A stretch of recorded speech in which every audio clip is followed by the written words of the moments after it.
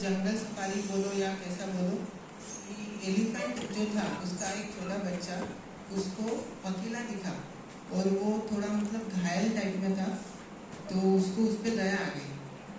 तो उसने सोचा कि मैं इसको अपने घर पे लेके जाऊँ, लेकिन घर पे तो मम्मी पापा नहीं बोल रहे थे।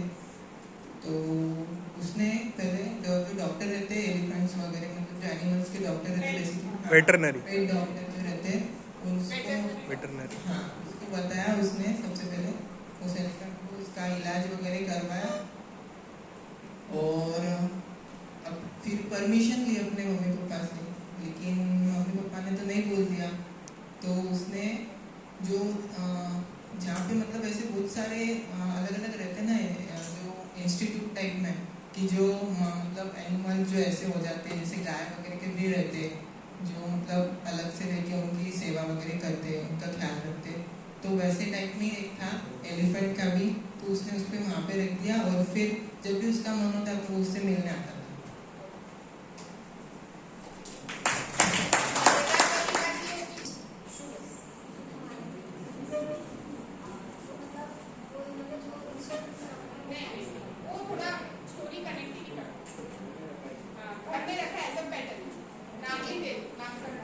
उसका एक फार्म हाउस था, उसने वहाँ पे कोई स्टोर रूम जैसा था उसके घर के बाहर ही, तो उसने वहाँ पे उसके मम्मी पापा जाते नहीं थे, तो उसने उसको वहाँ पे छुपा के रख दिया। तो उसने उसका नाम सोचा, उसके लिए वो छुप छुप के खाना लाता था, तो उसने उसका नाम रखा जादू। हम्पी। उसने उसका हम्पी नाम रखा। अब उसको जैसे कि डॉक्टर ने उसका, वो घायल था, उसका इलाज किया था, तो उसके पैर में थोड़ी प्रॉब्लम थी, तो उसको बहुत दिक्कत होती थी चलने वगैरह में। फिर ये बच्चे का नाम था रॉन। उसने सोचा कि अब इसको इतनी दिक्कत हो रही है तो मैं इसके लिए कुछ अच्छा सा कुछ शू खरीद लेता हूँ। फिर वो दुकानों में गया, उसको, अब वो जब सबको बोलता था कि मुझे एलिफेंट के लिए शूज़ चाहिए, तो सब उस पर हंसते थे, छोटा बच्चा समझ के उसको भगा देते। फिर उसने उसकी मम्मी थी टेलर, तो उसने अपनी मम्मी से ऐसे झूठ बोला कि मेरा कोई फैशन शो है, फैंसी ड्रेस कंपटीशन है, मुझे जाना है वहाँ पे, तो मुझे एलिफेंट बनना है, तो आप प्लीज़ मेरे लिए एलिफेंट का कॉस्ट्यूम बना दो और शूज़ भी बनाना। फिर उसी पे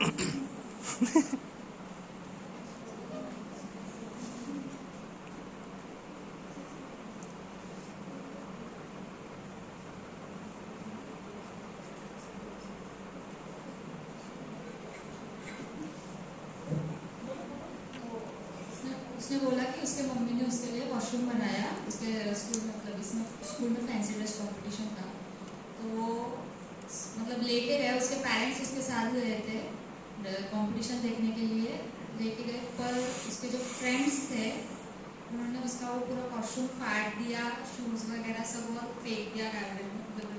तो उसके बाद उसको बहुत हर्ट हुआ। फिर उसने और ट्राई किया कि कहाँ से कलेक्ट कर सकता है। फिर उसने उसके मम्मी को देखा था बनाते हुए, तो उसने खुद से बनाया और उसको पहनाया।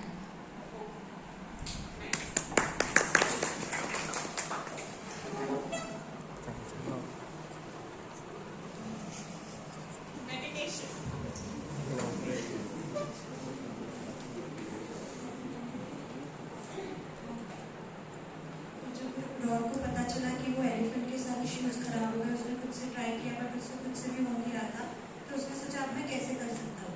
तो उसके पेरेंट्स को देखता था कि जब भी उनको कोई चीज़ की स्ट्रेस वगैरह होता था तो वो मेडिटेशन करते थे। तो उसने ट्राई किया कि मैं भी मेडिटेशन करूँगा, मेरा हो जाएगा। तो फिर वो ऐसे ही एक दिन बैठा था कि अब मैं मेडिटेशन करूँगा, मेरा शूज़ अपने आप बन जाएगा। उसे वैसे लगने लगा। फिर वो मेडिटेशन करने बैठा, वो फिर भी ट्राई करा, उसका शूज़ नहीं बन रहा, नहीं बन रहा। कंसंट्रेशन करके कंसंट्रेशन से वो शूज बनाएगा। वर्ड क्या था?